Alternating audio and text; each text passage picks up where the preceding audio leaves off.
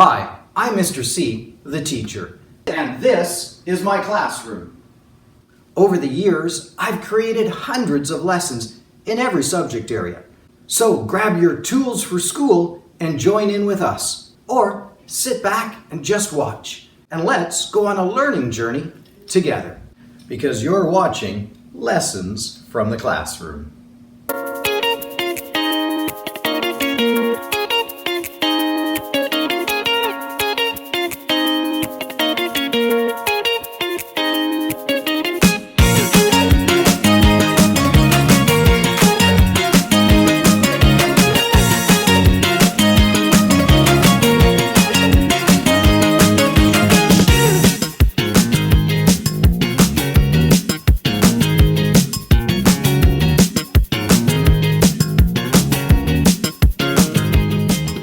Well, let's take a look at what the topic for today's episode is going to be about.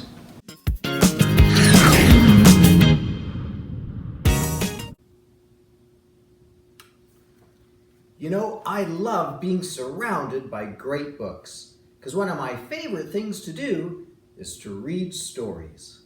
So, let's make some time right now and read a storybook. This is story time.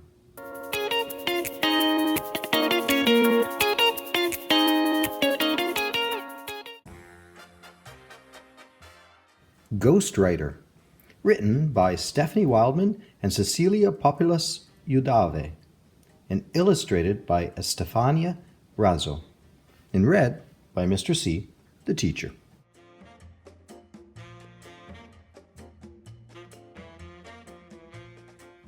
What will you be for Halloween? Big brother Louise asked the twins. Halloween reminds me how Julio liked barking at the kids in costumes at the door. Flora sighed. So maybe I'll be a giant doggy bone, like the kind he used to chew.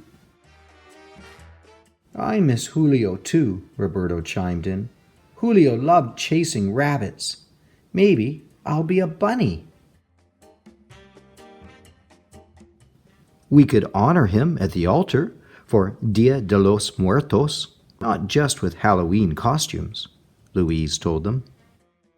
You don't sound sad, Louise, Flor and Roberto said at the same time. Jinx, Flor and Roberto shouted. Louise laughed. Now you can't speak until I say your name and unjinx you. But remember, Dia de los Muertos isn't all sad. And I do miss Julio. He was a good dog.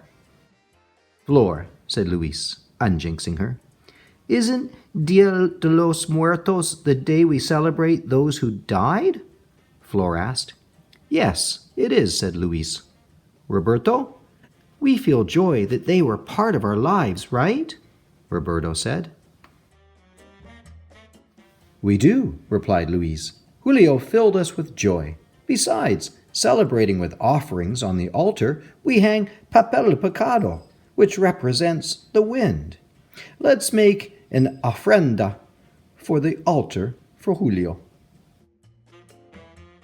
We can include his favorite treats, agreed Roberto. I'll draw his picture, offered Flor. I imagine him playing with La Catrina, tugging at her long skirt. We should set out water for his journey, added Roberto. But remind me, who is La Catrina? You know, Flor poked her brother. She's the skeleton lady with the fancy hat. Yes, said Louise. She reminds us that we are all skeletons inside, even Julio. Let's write him notes, remembering the fun we had together. The next morning, the twins decorated sugar skulls, cut out papel picado, and drew pictures for the altar. What's this? asked Flor, picking up a folded paper from under the table. It says, Arf, Arf, love Julio. Roberta read over her shoulder. Do you think Julio's ghost is writing us notes? Louise asked. Let's check the bedroom where he slept, Roberto called while he ran.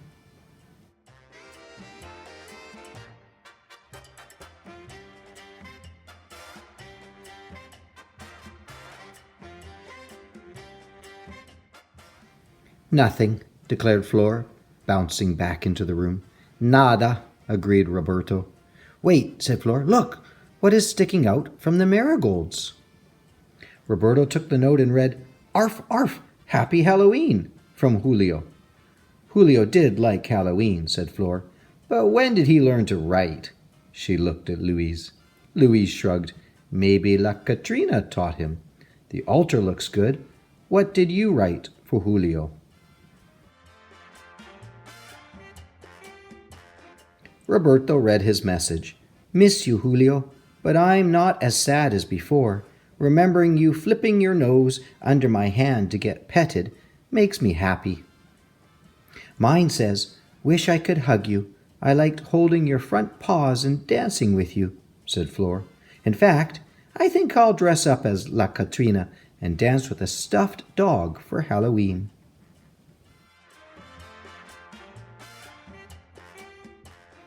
I can dress as El Catrin, Roberto announced. Like you said, Julio loved bones.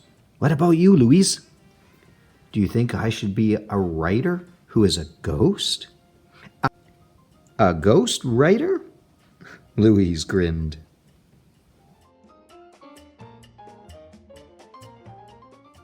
I don't know, answered Flor. Look what I found behind the altar. Did you write this note too?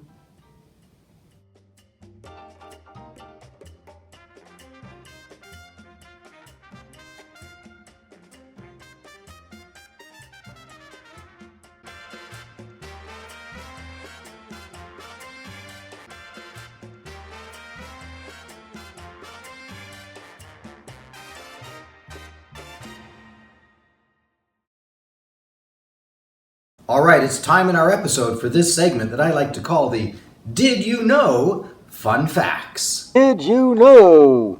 Halloween, of course, happens every October 31st. And we know that we dress up in costumes, we go to door, we say trick or treat. But did you know that trick-or-treating actually goes back for over 1,000 years? Back to medieval times, when people would trick-or-treat or knock on doors offering to pray for the dead, and in return they were given a treat called a soul cake. Small, round, shortbread type cakes usually filled with spices and raisins. And did you know that Halloween's connection to ghosts goes all the way back to Samhain? Samhain was a time when they thought that the barrier between the ghosts and the living was the thinnest, and spirits could cross over and visit. For some countries, that's a good thing, and for other people, they may have thought that was a bit spooky and scary. So often people would gather around bonfires that would scare away any spirits, or dress up in ghost-like costumes in order to trick those spirits into thinking they were also ghosts. Even today, people still gather around big fires and have ghost stories. But you know what? Not all countries in the world celebrate Halloween. Some places there is no trick-or-treating, but there are some sort of beliefs that are similar to Halloween. For example, in Japan, there's a tradition called Setsubun, and it's common for teachers to put on demon masks and try and scare and chase the kids around. And the Japanese believe that there's a special bean that has magic powers, a soy bean. And that soy bean that's roasted, it's called a mamemaki. And they throw it around the house because it scares the demons away. If you throw those soy beans around the house, the demons will jump out the windows and out the doors and be scared away. Of course, in Mexico on November 1st and 2nd, they celebrate Dia de Muertos, which is the Day of the Dead celebration. The streets are filled with music and drums, and people are dressed up in costumes to look like skeletons. But it's not a scary celebration, it's a joyful, fun-filled celebration, very colorful, and it's basically done to remember their loved ones who have passed away and have died. And just like the ancient Samhain belief, it's believed that on that day, the barrier between those who have died and those who are alive is the thinnest. So that family members who you loved and who have died are welcomed into the world of the living, and often food might be left on the table for them to come and eat. The doors might be left open or the windows might be left open so those spirits of your loved ones can come and join you. In Italy, they celebrate the festival Fiesta nel giorno della morte. It's sort of like a November 1st Day of the Dead. And schools and businesses and offices are closed so that people can celebrate with special foods and gifts. And often families will leave an empty place at the table for those spirits to come and join them for dinner. Or they may just leave the food on the table overnight so that in the middle of the night the spirits can come and enjoy a feast. And in certain parts of Italy, there's different traditions. Like in Sardinia, the children might go door to door and ask their neighbors for things like dried fruits and nuts to be able to give to the dead. Or in other places, like in Lombardy, Italy, they might leave out a pitcher of water for those thirsty souls who are traveling that night. Oh, I'm so thirsty. Water. Now you know. Worksheet lessons.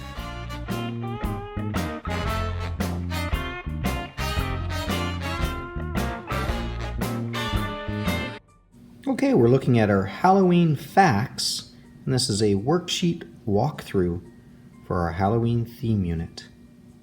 The title is Halloween Facts, and we've watched a few videos on our website, on the web page for Halloween, about the history of Halloween and some interesting things to do with Halloween. And there's so much to learn about with that. We've just chosen 5 different things to write, and I've given you some dotted writing. Again, anyone can go over the dotted letters, but it's more important to know what the writing says. So one Halloween fact we know about is that Halloween is always celebrated on the date of October 31 or October 31st. Sometimes the day of the week changes. This year Halloween happens to be on a Sunday. Next year it might be on a Monday. One year it might be on a Thursday or a Friday. But it always falls on the same date, the month of October, and the very, very last day of October, the 31st. Halloween fact is that Halloween is always celebrated October 31st. Here's another fact that we learned. Halloween can be traced back 3,000 years. So in a way, we can say that Halloween is 3,000 years old. Now, not the Halloween that we know today, but the ancient Celts in Ireland, England area 3,000 years ago would be superstitious on All Hallows Evening, when they believed that spirits would walk amongst them for 2 whole days.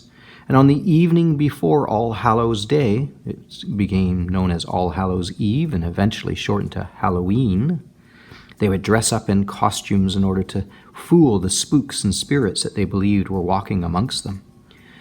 Halloween is also a bit of a combination of other holidays that were celebrated by the Romans and a festival of food and things that happened around that time of the year. It kind of got all combined together.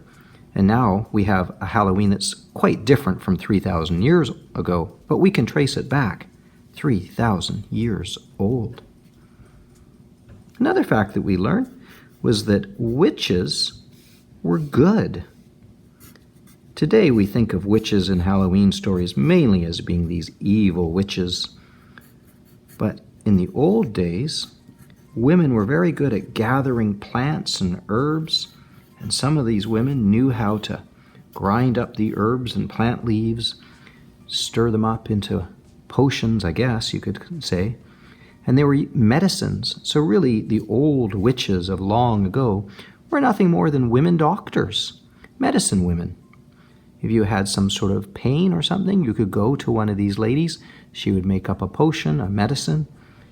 But eventually witches became kind of known as being evil, not because they were, just in the stories. People wondered, how are they able to do these potions? Was it magic? Were they evil? And a lot of characters were attached to witches. Spiders were the witch's spy. Owls were nothing but witches who had turned themselves into a bird. Witches were good, though, to begin with. And as we talked about 3,000 years ago, when costumes were first worn, costumes weren't worn for trick-or-treating. They weren't worn to fool other people. The people who wore costumes wore them to fool evil spirits that they believed were walking around trying to fool and hurt them. So if you dressed up as a spook, it would trick those evil spooks and spirits into thinking you were one of them, and they wouldn't play a trick on you. So costumes were first used to fool evil spirits.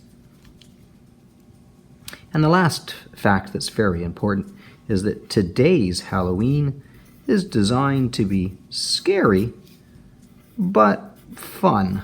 So we could say it's scary and fun, right? We know that all the scary stuff is just pretend. They're plastic models and toys and people in costumes and cutouts of characters, really designed to know that we're going to get scared, but scared knowing that they're not real. So therefore it's fun. And let's face it, trick-or-treating's fun, having a Halloween party is fun, dressing up in a costume is fun. So here's 5 Halloween facts, and of course we learned many, many more on the videos that we watched on our website. But here they are. Halloween facts. October 31st is when Halloween is always celebrated. Halloween can be traced back 3,000 years, so it's 3,000 years old. Witches were considered good when they first started. Costumes were worn to fool evil spirits. And Halloween, well, we think of it today as being scary and fun. Fill out your dotted letters.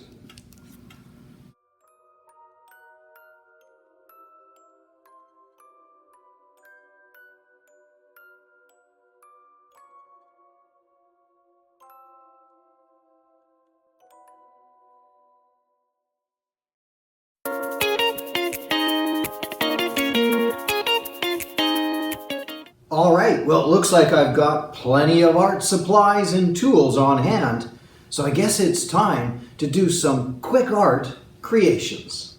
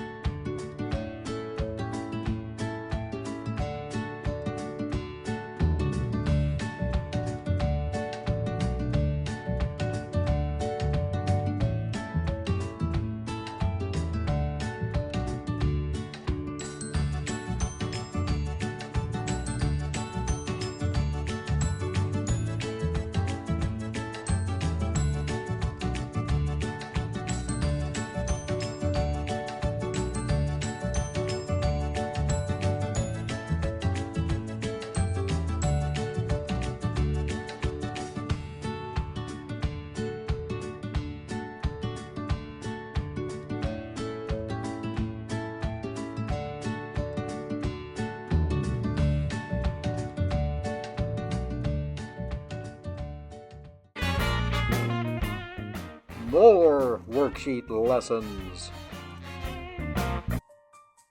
Okay, this is our worksheet on Halloween safety. So we've watched some of the Halloween safety videos, and now we're going to do this worksheet that's part of our theme unit on Halloween. Now I've given you dotted letters, so it's fairly easy to go over the dotted letters. What's more important is to know what those dotted letters say and what this sentence says. So, Halloween safety, number one, I've got my pencil, I've got my eraser, I've got my coloring tools. Let's get started. Number one says, wear makeup, not masks. And that's because we learned that makeup is much safer to put on. If you wear a mask, it could be too big for your face. You might not be able to see out of the mask very well, and that could be dangerous, especially for crossing the streets. Wear makeup, not masks. If you absolutely have to wear masks, maybe cut the eye holes bigger so that you can see out better. Number two says wear reflective tape. Always best to go trick-or-treating while it's still light out. But if you are going trick-or-treating and it has already gotten dark, then the best thing we can do is have some reflective tape. You can put that right on your costume. You can get armbands. Anything that will light up nice and bright when a car driver has his headlights aimed at you. Wear reflective tape. Number three says take a flashlight. And again, always best to go trick-or-treating while it's still light out. But if for some reason you have to go trick-or-treating when it's already gotten dark, bringing a flashlight is a great idea. Drivers can see you with your light on. You can see the sidewalk and the steps, so there's nothing to trip on. Much safer to bring a flashlight. Number four, your costume should fit. We don't want a costume that's too long that you're going to trip over. We've got to be careful of capes as well, that capes don't get caught and snagged on things. You want to make sure that your costume is just the right size, not going to trip on it as you go up and down stairs. And again, with things like a mask or a hat, something that fits properly on your head, your face, so that you can't lose sight of seeing traffic coming along. So your costume should fit. Number five, really important, says go with a grown-up. It's always fun to go trick-or-treating with a group of friends, but bring mom or dad or a much older sister or brother, uncle or aunt or grandparents. As long as there's somebody who is a grown-up that can go with you. And that's for safety reasons, especially considering when you think about trick-or-treating, you are knocking on a stranger's door and asking for candy. And to have your mom or dad or some grown-up on the street there or with you right up at the door just makes things much safer. Go with a grown-up. Number six, cross at street corners. Cross at street corners. If you can, cross where there's a crosswalk. Even better, cross where there's a light. But for a lot of residential areas where it's just houses, those streets don't often have crosswalks or lights.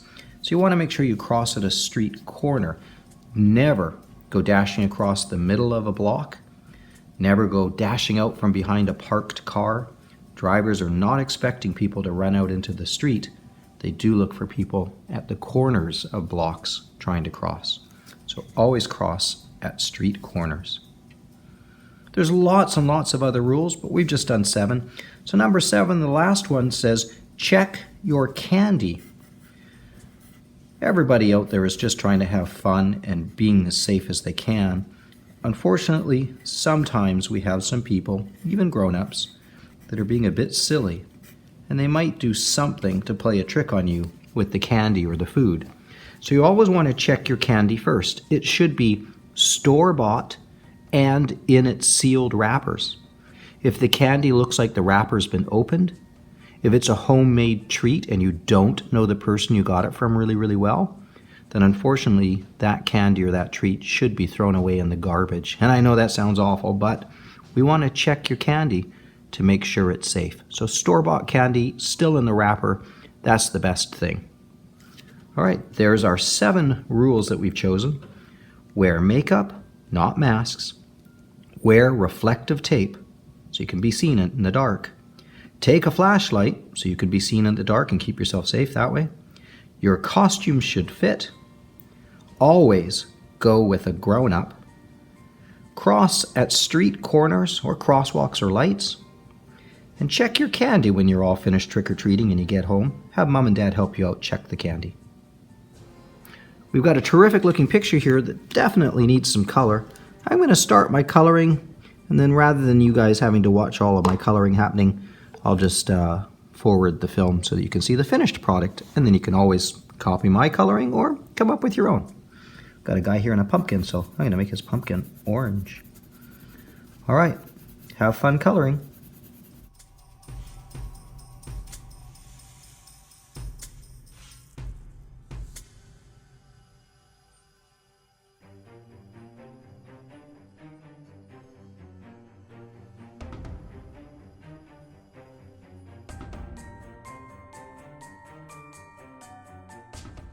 Hey, there's my finished coloring job.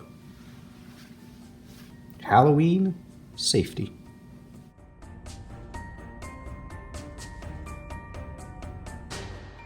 Well, thanks for joining me, and I hope you learned something new and had fun doing the lessons. Join me next time on another episode of Lessons from the Classroom.